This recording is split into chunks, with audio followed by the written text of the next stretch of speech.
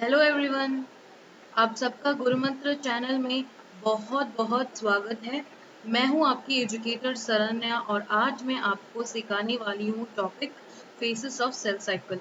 Faces of cell cycle, mitosis, meiosis, ये सब बहुत इंपॉर्टेंट टॉपिक्स होते हैं। इनको अच्छी तरह से हमें समझ लेना चाहिए क्योंकि इन टॉपिक से बहुत सारे क्वेश्चंस आते हैं, ना कि सिर्फ गेट में बल्कि कोई भी लाइफ साइंस एग्जाम आप ले लो उसमें आते हैं। ये सब कुछ शॉर्ट शॉर्ट टॉपिक्स हैं जिसमें से डेफिनेटली क्वेश्चंस आते ही हैं। तो इसीलिए इस टॉपिक को हमें सिर्फ याद नहीं करना है, हमें अच्छी तरह से समझ लेना है ताकि कोई भी क्वेश्चंस वो पूछे हमें उसको आंसर करने की क्षमता हम रख सकें। ठीक है, तो अभी आज हम पढ़ेंगे फेसेस ऑफ सेल साइकिल। मैं नेक्स्ट क्लासेस में आपको, फ्यूचर वाले क्लासेस में आपको माइटोसिस और मियोसिस भी अच्छी तरह से करवा दूंगी। आप थोड़ा ध्यान दे के सुन लीजिएगा क्योंकि इसमें जो भी पॉइंट्स बता रही हूँ हर एक पॉइंट्स आपके लिए बहुत इम्पोर्टेंट है। ठीक है, तो फिर आप थोड़ी ध्यान दे के सुन लीजिएगा। मैं हमेशा कहती हूँ कि आप अपने पास एक नोटबुक रखिए, उसमें आप नोट्स बनाते चलिए। मतलब सब कुछ आपको लिखने की जरूरत नहीं है, समझ लीजिए। मैं जो भी आपको बता रही हूँ उसको अच्छी तरह से समझ लीजिए और जो भी इम्पोर्टेंट पॉइंट्स आपको लग रहा है उसे लिख लीजिए। मैं खुद आपको बताऊंगी कि ये इम्पोर्टेंट पॉइंट है करके नोट डाउन कर लीजिए ताकि आप जब रिवीजन करेंगे तब आपको बहुत यूजफुल रहेगा। मैं बहुत बार यही चीज दोहरा रही हूँ क्योंकि ये चीज आपको फॉलो करना है। कुछ लोग फॉलो नहीं करते हैं, मैं इसलिए उन लोगों के लिए भी रिक्वेस्ट कर लेती हूँ कि आप फॉलो कीजिएगा, नोट्स बना के रखिएगा। आपको बहुत डिटेल में नोट्स बनाने की जरूरत नहीं है, छोटे छोटे नोट्स बना लीजिएगा शॉर्ट नोट्स की तरफ, ताकि आप उसमें से रिवाइज कर सकें। क्योंकि ऐसा एक टाइम आता है एग्जाम के 10-15 दिन पहले, उस समय में सिर्फ आपको रिवीजन करना है और प्रीवियस ईयर क्वेश्चन सॉल्व करने हैं और कुछ नहीं करना है। अगर उस समय आपके पास नोट्स माने कि रिवीजन वाले छोटे छोटे नोट्स नहीं रहेंगे तो आप रिवीजन कैसे करेंगे? आप सारे टॉपिक्स रिवीजन नहीं कर पाएंगे, तब आपको बहुत मुश्किल होगी और मैं नहीं चाहती कि आप उस मुश्किल से गो थ्रू करें। मैं चाहती हूँ कि आपका प्रिपरेशन बहुत इजी हो क्योंकि हम लोग यहाँ इसीलिए बैठे हैं ताकि हम आपकी प्रिपरेशन को बहुत इजी बना सके, है ना? तो आप अपने प्रिपरेशन को इजी रखिए और इजी तब रहेगा जब आप स्टार्टिंग से ही वर्क करना शुरू कर दो। आप उस लास्ट मोमेंट में, लास्ट 15 डेज में जाके अपना सिर फोड़ के नहीं पढ़ सकते, वो नहीं हो पाएगा। उतना आप लोड नहीं ले सकते, इतना स्ट्रेस हो जाएगा कि आपको पूरा कंप्लीशन भी नहीं कर पाओगे, कंप्लीशन नहीं कर पाओगे, फिर रिवीजन नहीं कर पाओगे। तो ये सब अनवांटेड स्ट्रेस है।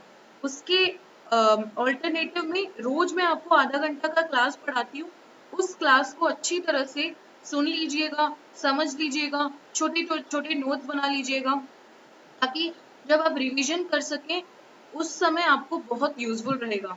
और आपको मैंने स्ट्रैटेजी सेशन में ही बताया है कि कैसे पढ़ना है। एक वीक में जो भी हो रहा है उसको सैटरडे संडे जो वीकेंड का टाइम है उसमें अच्छी तरह से रिवीजन कर लीजिएगा क्योंकि आपका क्लास बहुत ज्यादा नहीं है, आधे घंटे का क्लास है एक दिन का। तो आराम से आप समझ ले सकते हैं, एक ही दिन में, उसी दिन में जो टॉपिक आप पढ़ रहे हैं एक बार रिवीजन कर लीजिए। संडे को या फिर वीकेंड में, सैटरडे या संडे को आपका जो प्रैक्टिस सेशन है उस प्रैक्टिस सेशन में आपको पता है कि मैं सारे क्वेश्चंस जो भी उसके उस वीक में मैंने आपको कराए हैं उसी में से पूछती हूँ। कई कई न्यू टॉपिक से मैं डेफिनेटली आपको नहीं पूछती। तो उस प्रैक्टिस सेशन में, उस प्रैक्टिस सेशन से पहले, ठीक है, तो उस प्रैक्टिस सेशन देने से पहले आप ये सारे टॉपिक्स को एक बार रिवीजन कर लीजिए। उस 6 दिन या 5 दिन में जो भी टॉपिक्स हमने किए हैं उसको रिवीजन कर लीजिए और प्रैक्टिस सेशन में आपका बेस्ट दीजिए क्योंकि ये प्रैक्टिस सेशन बहुत सीरियस बात है। मैं जब आपके लिए क्वेश्चंस बनाती हूँ मैं टेक इट फॉर ग्रांटेड नहीं लेती और मैं चाहती हूँ कि आप भी इसको ग्रांटेड में नहीं ले। मैं क्वेश्चंस आपके लिए आपके हिसाब से बनाती हूँ ताकि आप गेट के लिए प्रिपेयर होते आए। क्योंकि जब आप प्रीवियस ईयर क्वेश्चंस करते हो उससे पहले मैं आपको थोड़ा सा लेवल बाय लेवल आपके क्वेश्चंस की इंटेंसिटी को बढ़ाती जा रही हूँ, डिफिकल्टी को बढ़ाती जा रही हूँ, स्लो एंड स्टेडी, ताकि आप उस लेवल तक पहुंच पाए। मेरी कोशिश यही रहेगी कि आप लोग सारे के सारे जो भी प्रैक्टिस सेशन में पार्टिसिपेट कर रहे हैं आपकी फुल मार्क्स आए।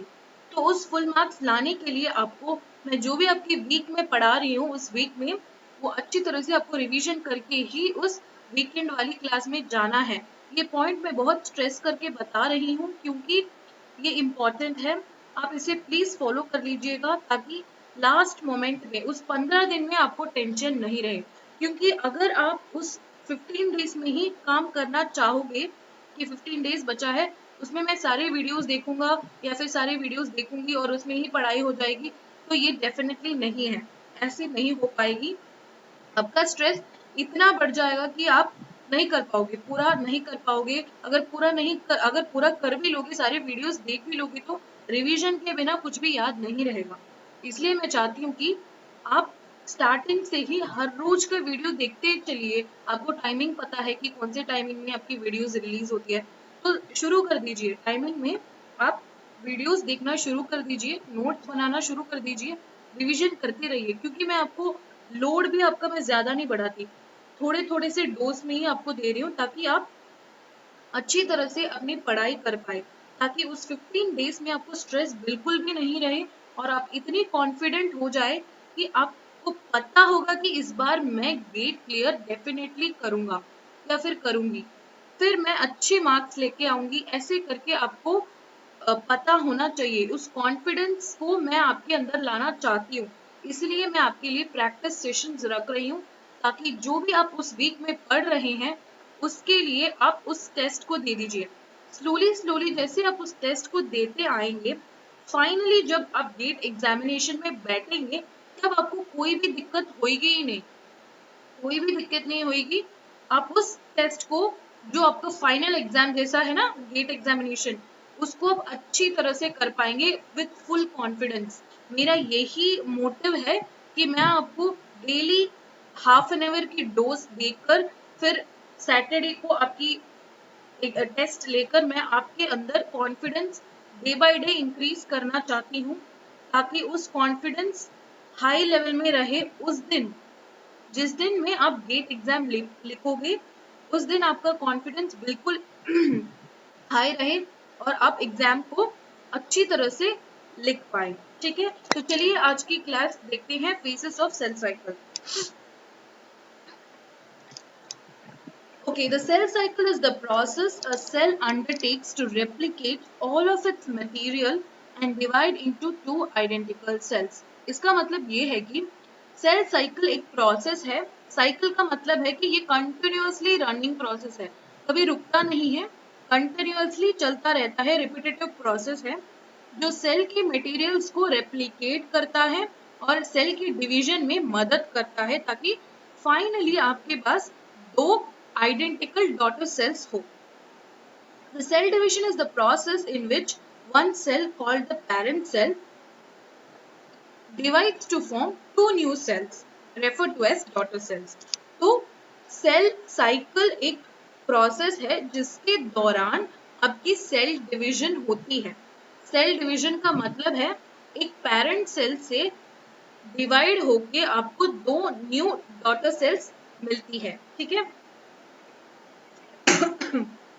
The cell cycle is a repeating series of events। तो साइकिल में ही आपको पता चल रहा है ना कि कंटिन्यूअसली चल रहा है, रिपीटेडली चल रहा है। तो एक रिपीटिंग सीरीज ऑफ इवेंट होता है जिसमें सेल की ग्रोथ होती है, डीएनए का सिंथेसिस होता है और सेल डिवीजन होता है।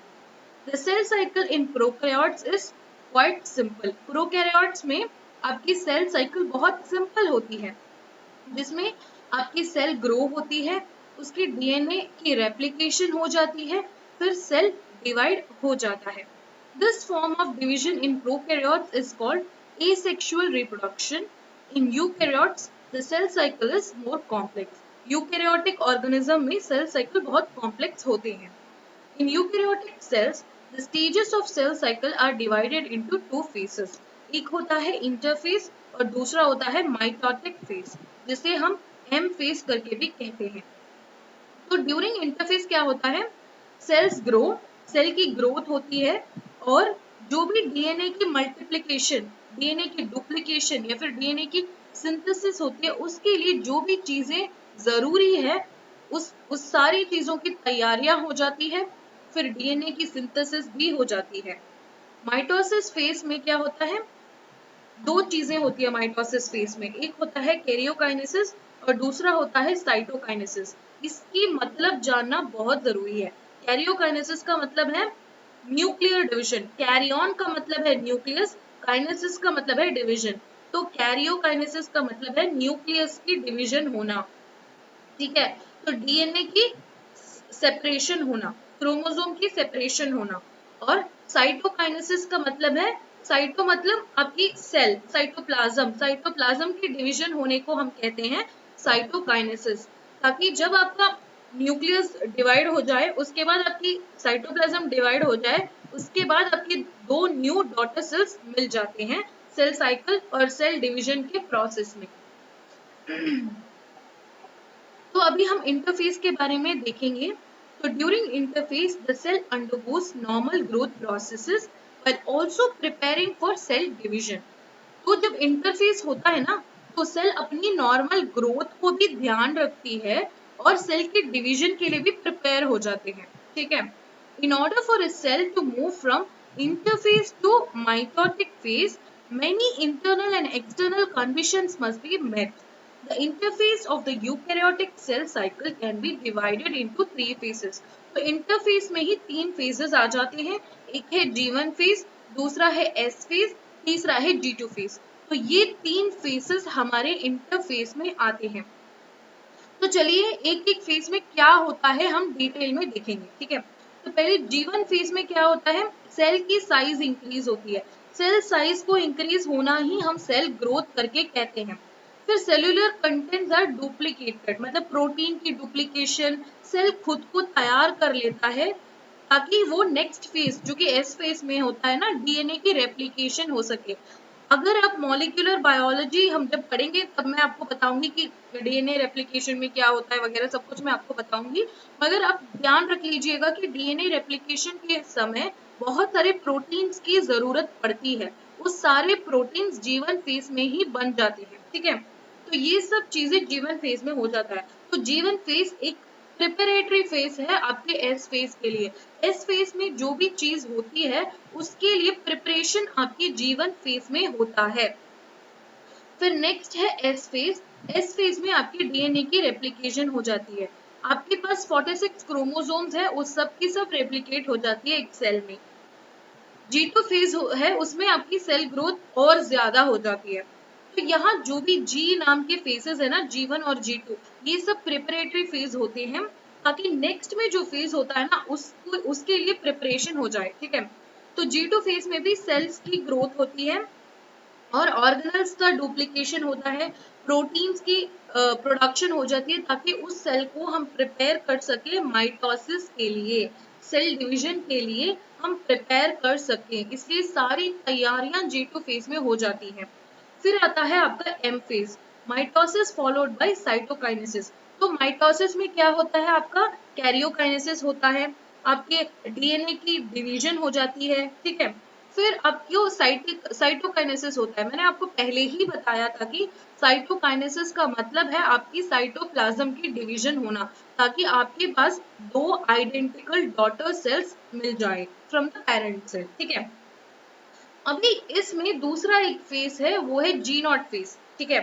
जी नॉट फेज ये क्या होता है, अगर कुछ सेल्स डिवाइड नहीं करना चाहते, वो रेस्ट लेना चाहते हैं, वो एक वेकेशन में जाना चाहते हैं, या फिर उस सेल में कोई डीएनए डैमेज है, अगर वो रेप्लिकेट हो गया तो हमारे सारे अदर सेल्स में डीएनए डैमेज हो जाएगा। अगर ऐसा कुछ है, तो ऐसा कुछ फंडा है तो क्या करता है, सेल जी नॉट फेज में चला जाता है। तो अभी हम समझते हैं कि जी नॉट फेज होता क्या है। While some cells are constantly dividing, some cell types are at rest. कुछ cells रेस्ट लेते हैं, मतलब वो डिवाइड नहीं होते। These cells may exit G1 and enter a resting state called G0 phase. जो cells डिवाइड नहीं होना चाहते और रेस्ट लेना चाहते हैं, वो G1 फेज से एग्जिट ले लेते हैं, वो G1 फेज से बाहर निकल जाते हैं और उस फेज को हम कहते हैं G0 फेज, जहां सेल रेस्ट करती है। In G0, a cell is performing its function without actively preparing to divide. तो उस फेज में G0 फेज में सेल अपना सारा जो भी मेटाबॉलिक एक्टिविटीज है वो सब कुछ परफॉर्म करती है एक्सेप्ट डिवीजन। डिवीजन नहीं होता, उसके अलावा जो भी पाथवेज उसमें होते हैं वो सब कुछ बराबर चलता रहता है। So G0 is a permanent state for some cells. कुछ सेल्स के लिए ये परमानेंट स्टेट होता है, वो सेल वापस जीवन फेज में नहीं आ पाते हैं। कुछ सेल्स के लिए ऐसा भी होता है, और उस सेल के लिए ऐसा क्यों होता है, क्योंकि उनकी सेल में डैमेज है, डीएनए डैमेज है, तो फिर वो परमानेंटली रेस्ट में चले जाते हैं। उसको हम सेल्यूलर सेनेसेंस करके कहते हैं। सेल्यूलर सेनेसेंस का मतलब है सेल की एजिंग हो जाना। सेल जब एज हो जाता है, एजिंग मतलब आप समझ रहे हो ना, बुढ़ापा जैसा। तो सेल्स जब एज हो जाता है वो उसमें बहुत सारे डिफेक्ट्स हो जाते हैं, और अगर वो सेल डिवाइड होके अपनी डैमेज्ड वाले डीएनए को अपने नेक्स्ट जनरेशन में पास करेगा तो बहुत बड़ी गलती हो जाएगी। वो गलती आपकी कैंसर तक आपको लेके चला जाएगा। इसलिए ऐसे सेल्स परमानेंटली रेस्ट में चले जाते हैं, मरते नहीं हैं, रेस्ट में चले जाते हैं, ताकि नॉर्मली उनका जो भी फंक्शन है वो करते रहते हैं। जब उनका टाइम आएगा उस सेल की भी अपोप्टोसिस हो जाती है। While others may restart division if they get the right signals. कुछ सेल्स ऐसे भी होते हैं जो कि रेस्ट में हो मगर वो हेल्दी सेल्स है, हेल्दी सेल्स ही हैं मगर वो रेस्ट में है। उसको अगर राइट सिग्नल मिल जाए, मतलब सेल ग्रोथ की सिग्नल मिल जाए, तो वो अपनी साइकिल को रीस्टार्ट कर सकते हैं, सेल डिवीजन को रीस्टार्ट कर सकते हैं। तो वो G0 फेज से डायरेक्टली आपके सेल साइकिल के फेज में आ जाते हैं। तो ये आपका एक बहुत ब्यूटीफुल डायग्राम है, जो कि मैंने अभी आपको जो भी समझाया है ना वो सब कुछ सम अप कर देता है ये डायग्राम। तो अगर चाहते हैं आप तो इसको एक स्क्रीनशॉट ले भी सकते हैं। तो मैंने आपको बताया था कि सेल साइकिल में इंटरफेस नाम का एक फेज है जिसमें 3 फेजेस आते हैं, 3 स्टेजेस आते हैं। पहला है G1 फेज, जिसमें आपके सेल के कंटेंट्स की डुप्लीकेशन होती है। और एस फेज में क्या होता है, आपके डीएनए की सिंथेसिस होती है, डीएनए की डुप्लीकेशन होती है। और G2 फेज में आपके प्रोटीन्स बनते हैं ताकि माइटोसिस हो सके, और उसमें डबल चेकिंग, एरर चेकिंग वो सब भी होता है। फिर माइटोसिस होता है जहां आपकी सेल की न्यूक्लियस की डिवीजन, आपके जो क्रोमोसोम्स है वो हर एक सेल में चले जाते हैं। उसके बाद आपके पास साइटोकाइनेसिस होता है, पहले कैरियोकाइनेसिस होता है फिर साइटोकाइनेसिस होता है। आपके पास फिर 2 डॉटर सेल्स आ जाते हैं, इस डायग्राम में आप देख सकते हैं 2 डॉटर सेल्स आ जाते हैं। अगर कुछ सेल्स में डिफेक्ट हो तो वो आपके सेल साइकिल में नहीं जाते, जीवन से G0 में एग्जिट हो जाते हैं। सेल साइकिल अरेस्ट हम उसे कहते हैं। ठीक है, आप इस डायग्राम में देख सकते हो G1 फेज में आपके पास सिर्फ एक सेट ऑफ क्रोमोसोम है। ठीक है, आपके पास 23 पेयर्स ऑफ क्रोमोसोम है इधर। यहाँ देखिए ये डुप्लीकेट हो गया है ना।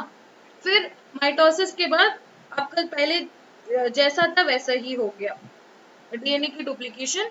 फिर उसकी देखो सेल्स जैसे मल्टीप्लाई हो जाते हैं, आपकी डीएनए भी मल्टीप्लाई मतलब डिवाइड हो जाती है। तो ये है दूसरा बहुत सिंपल डायग्राम आपका। ये देखते हो बहुत सिंपल है ना, इस डायग्राम को देखते ही आपको पता चल जाएगा कि ये क्या है। तो G1 में ग्रोथ होता है, S में डीएनए सिंथेसिस होता है, G2 में ग्रोथ और प्रिपरेशन फॉर माइटोसिस होता है, और M में सेल डिवीजन या फिर माइटोसिस हम उसे कहते हैं। ठीक है, अभी हम ये सारी फेसेस के बारे में पढ़ चुके हैं, मैंने आपको जितना भी इंफॉर्मेशन देना था मैं सब दे चुकी हूँ। अब हम इसको थोड़ा बुकिश लैंग्वेज में समझ लेते हैं, क्योंकि आपको क्वेश्चंस कभी कभी बुक से डायरेक्टली एक लाइन लेके देके आपको पूछ सकते हैं। तो आपको उस क्वेश्चन को समझने के लिए बुकिश लैंग्वेज को भी जानना बहुत जरूरी है।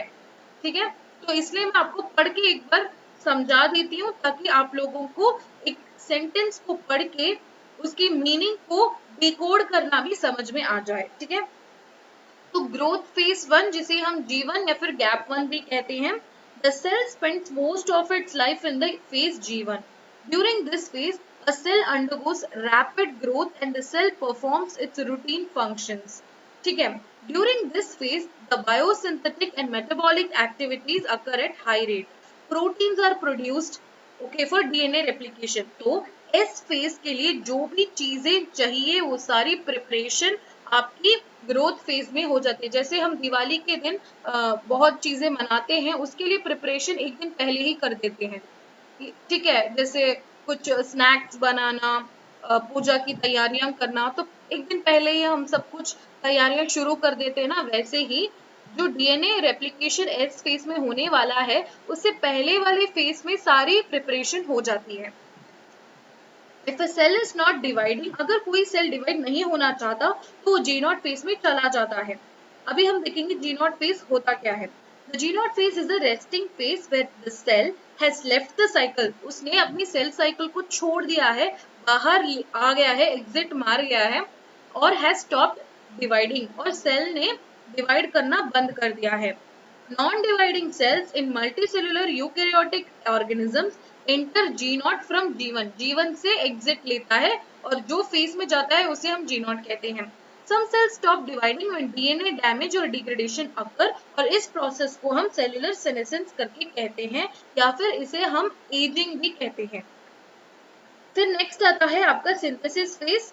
Dividing cell enter the synthesis phase from G1. When the DNA is replicated, both the strands of DNA, आपको पता है DNA डबल स्ट्रैंडेड होता है, तो पहले उस डबल स्ट्रैंड की अनवाइंडिंग हो जाती है और वो दो अलग सिंगल स्ट्रैंडेड DNA आपका टेम्पलेट बन जाता है, जिसको टेम्पलेट मानकर न्यू स्ट्रैंड बनती है। न्यू स्ट्रैंड बनती है, फिर वो डबल हेलिक्स फॉर्म होके आपको दो सेट्स ऑफ डीएनए, मतलब टू सेट्स ऑफ डीएनए आ जाता है। डुप्लीकेशन, डीएनए की डुप्लीकेशन हो जाती है और सेल आपका डिप्लॉयड स्टेट में ही होता है। ग्रोथ फेज 2, गैप फेज 2 भी हम इसे कहते हैं या फिर G2 भी कहते हैं। इसमें ऑर्गेनल्स बनते हैं, जो भी प्रोटीन्स माइटोसिस के लिए जरूरी होते हैं वो सब कुछ बन जाते हैं। जैसे कि माइक्रोट्यूब्यूल्स बनते हैं जो स्पिंडल फाइबर फॉर्मेशन करते हैं, स्पिंडल्स माइटोसिस में स्पिंडल फॉर्मेशन करके सिस्टर क्रोमैटिड्स को दो ऑपोजिट पोल्स में पुल करके ले जाते हैं ना। तो ये सब चीजों के लिए ये हेल्प करते हैं। ये अगर आपको मैंने अभी जो बताया वो आपको समझ में नहीं आया, जो कि माइटोसिस के पार्ट में है, तो कोई बात नहीं, कोई दिक्कत नहीं है। बस आप इतना जान लीजिए कि माइटोसिस में स्पिंडल फाइबर की यूज हो जाती है। नेक्स्ट सेशन जो आपका आ रहा है उसमें मैं आपको माइटोसिस ही पढ़ाने वाली हूँ। उसमें मैं आपके सारे डाउट्स को क्लियर कर दूंगी, अच्छी तरह से मैं आपके सारे डाउट्स को क्लियर कर दूंगी। इसके लिए मैं आपके लिए यहाँ बैठी हूँ, ताकि मैं आपके पोर्शंस को अच्छी तरह से आपको समझा सकूं। नेक्स्ट है आपका माइटोसिस फेज, ठीक है। अभी इंटरफेज खत्म हो गया, अभी आ गया आपका माइटोटिक फेज, ठीक है। When the cell divides it occurs in two major steps, दो मेजर स्टेप्स होते हैं, एक होता है माइटोसिस, दूसरा होता है साइटोकाइनेसिस। तो माइटोसिस में क्या होता है, कैरियोकाइनेसिस होता है, मतलब आपका पहले क्रोमोसोम की डिवीजन हो जाती है, फिर न्यूक्लियस की डिवीजन हो जाती है, फिर उसके बाद साइटोकाइनेसिस होता है, मतलब साइटोप्लाज्म की डिवीजन हो जाती है, ताकि एक सेल से आपको दो डॉटर सेल्स मिल सके, और वो जो दो डॉटर सेल्स आपको मिल रहे हैं वो दोनों के दोनों आइडेंटिकल होता है, ठीक है। अभी हम देखेंगे रेगुलेशन के बारे में। रेगुलेशन बहुत इंपॉर्टेंट होता है, क्योंकि अगर आपकी सेल साइकिल में कोई गड़बड़ हो जाए, ठीक है, कोई भी गड़बड़ हो जाए, जैसे कि अभी रेप्लिकेशन ऑफ डीएनए होता है वो ठीक से ना हो, ठीक है, या फिर कोई प्रोटीन की कमी हो जाए, सेल की ग्रोथ में कमी हो जाए, तो ऐसी बहुत सारी चीजें आपके सेल में हो सकती है।